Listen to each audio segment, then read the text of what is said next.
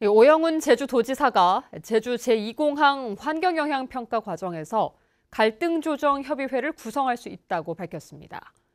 국민의힘 도의원의 지적 수준에 문제가 있다는 자신의 발언을 둘러싼 논란은 도민들의 평가를 받겠다고 말했습니다. 조인호 기자입니다. 제주 제2공항은 국토교통부가 기본계획을 고시하면서 제주도의 환경영향평가 심의를 앞두고 있습니다. 오영훈 도지사는 제2공항을 중점평가 사업으로 지정해 환경영향갈등조정협의회를 구성할 수 있다고 밝혔습니다.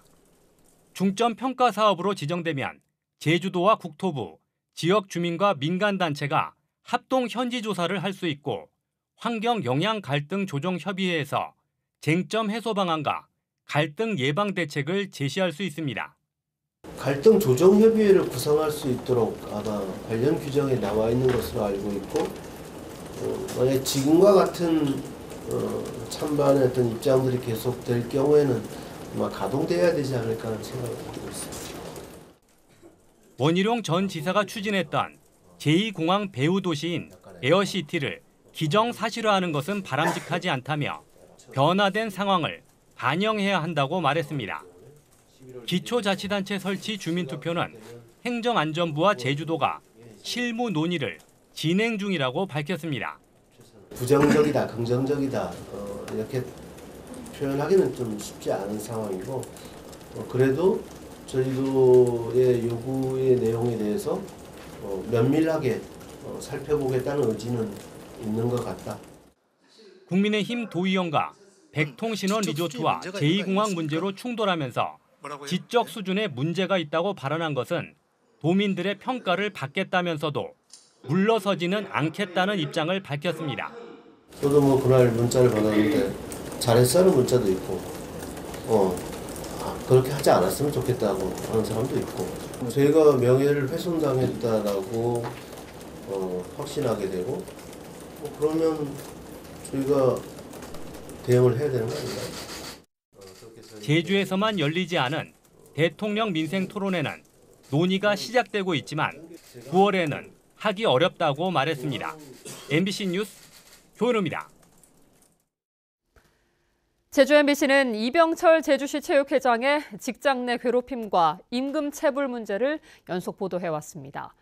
이 회장은 의혹 제기 당시 제주도의회에 출석해 결과가 나오면 책임을 지겠다고 말했지만 직장 내 괴롭힘이 인정된 후 다시 나온 의회에서는 입장이 바뀌었습니다.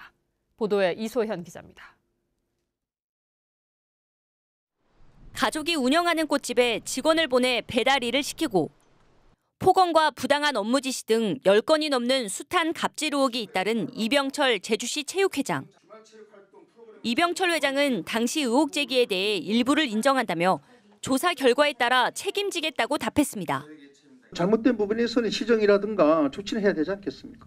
예, 그거는 그런 거에 대해서는 제가 인정할 거는 인정하고. 고용노동부는 조사를 벌여 꽃배달과 경조사 직원 동원 등 모두 12건의 직장 내 괴롭힘을 인정했습니다. 하지만 7개월 만에 다시 도의회 현안보고 자리에 출석한 이병철 회장은 태도가 바뀌었습니다. 뭐가 잘못이 있다면은 책임을 지겠다고 했는데 과태료 500만 원 나왔는데 어떻게 하실 거예요? 과태료 맞았다고 전부 사퇴해야 되겠습니까? 그렇지 않잖아요. 문제가 있으면 사퇴하시겠다고 하셨잖아요. 저는 잘못했으면 책임지겠다. 예. 또 자신은 과태료까지 냈고 피해자들에게 자신의 잘못을 충분히 얘기했다며 문제가 없다는 입장을 보였습니다. 과태료가 부과되니까 예. 저는 납부했지 않습니까? 납부한 걸 끝이에요? 납부한 끝이에요? 예. 휴일 근무수당 지급을 놓고는 신경전이 벌어졌습니다. 직원들과 합의했다는 허위 보고를 올렸다고 지적하자 자신을 처벌하라고 말했습니다. 허위 공문서하면 처벌을 받아야 되겠죠? 진상을 파악해서 도의회에서 문화관광에서 하십시오. 이렇게. 특히 이 회장은 현안 보고와 질의응답 내내 불성실한 답변을 이어가 의원들의 비판을 받았습니다. 개인 돈을 온 거예요? 네. 하고 파악하셔가 질문하셔야죠. 도민이 보고 있는데.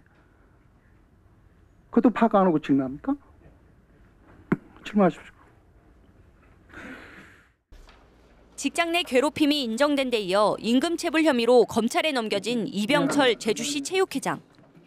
도의회 문화관광체육위원회는 모레 의원들 간담회를 열고 이 회장의 발언 태도와 제주시 체육회 문제에 대해 대응 방안을 논의하기로 했습니다. MBC 뉴스 이소연입니다. 제주도의회는 전남도의회, 광주시의회와 함께 한국사 교과서의 여순 사건 반란 표현 삭제를 촉구하는 공동 성명을 발표했습니다. 특히 여순 사건은 한국전쟁 발발 직후 혼란한 시기에 국가폭력에 의해 무고한 민간인이 학살당한 비극인데도 일방적으로 반란이라고 규정하는 것은 역사 왜곡이라고 밝혔습니다. 이번 공동성명 발표는 제주와 전남, 광주 등 국가폭력의 아픔을 겪은 3개 지역이 연대와 협력을 도모하는 남북권 민주평화벨트 구축을 위해 추진됐습니다.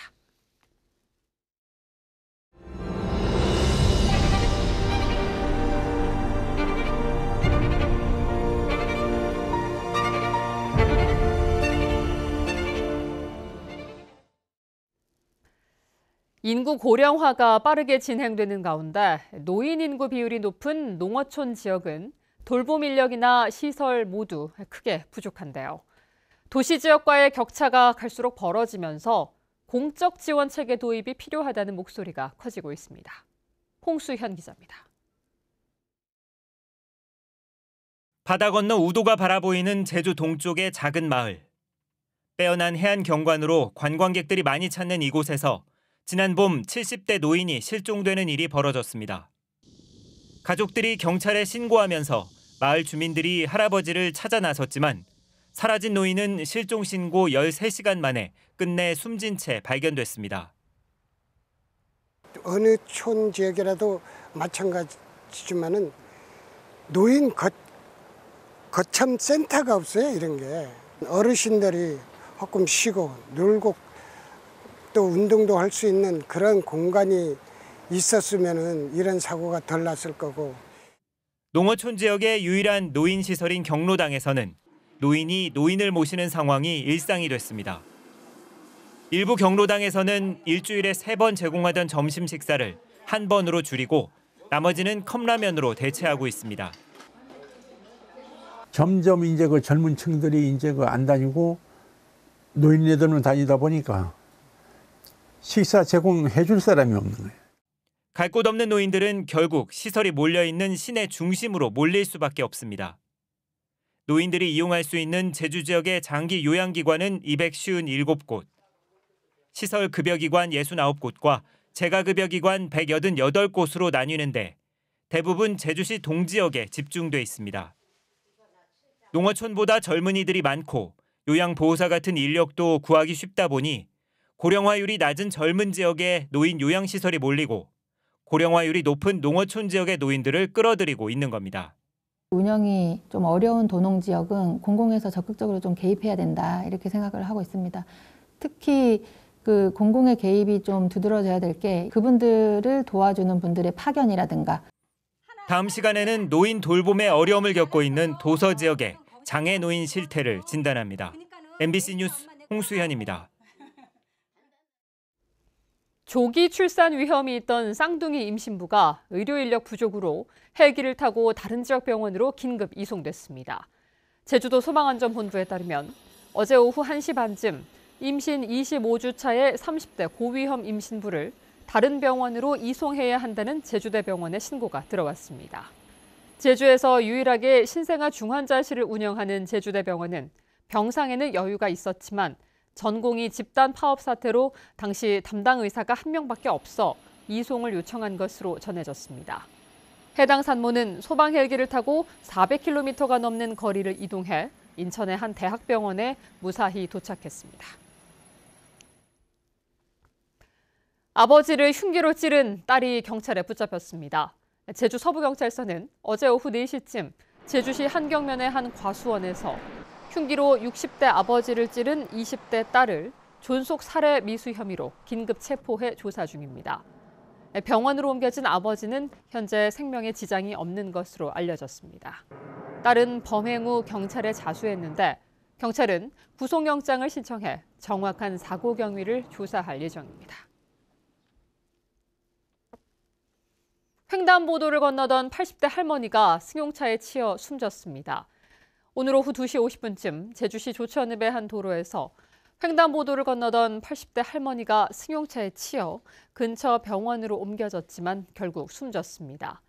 경찰은 신호등이 없는 횡단보도에서 운전자가 피해자를 보지 못한 것으로 보고 정확한 사고 경위를 조사하고 있습니다. 더불어민주당 문대림 의원이 제주도의 교통 혼잡 문제를 해결하기 위한 도로법 개정안을 대표 발의했습니다. 개정안은 교통 혼잡도로 개선 사업 대상 지역을 6개 광역시에서 제주도와 인구 50만 이상의 비수도권 도시로 확대하는 내용입니다. 문대림 의원은 도로법을 개정해 노형 오거리 입체화 건설 사업을 정부가 지원하도록 하겠다고 밝혔습니다. 제주 지역 렌터카 총량제가 2년 더 연장됩니다. 제주도 자동차 대여 사업 수급조절위원회는 전체 회의를 열고 오는 20일 종료 예정인 렌터카 총량제를 2026년 9월까지 2년 더 연장하기로 했습니다. 수급조절위원회는 도내 적정 렌터카 수를 28,300대로 제시했는데 현재 운행 중인 29,785대에서 1,485대를 줄여야 합니다. 그러나 강제성이 없어 업체 자율 감축에 맡기고 있는데 지난 2년간 15대만 줄어드는 등 업체에서는 소극적인 태도를 보이고 있습니다. 뉴스데스크 제주였습니다. 시청해주신 여러분 고맙습니다.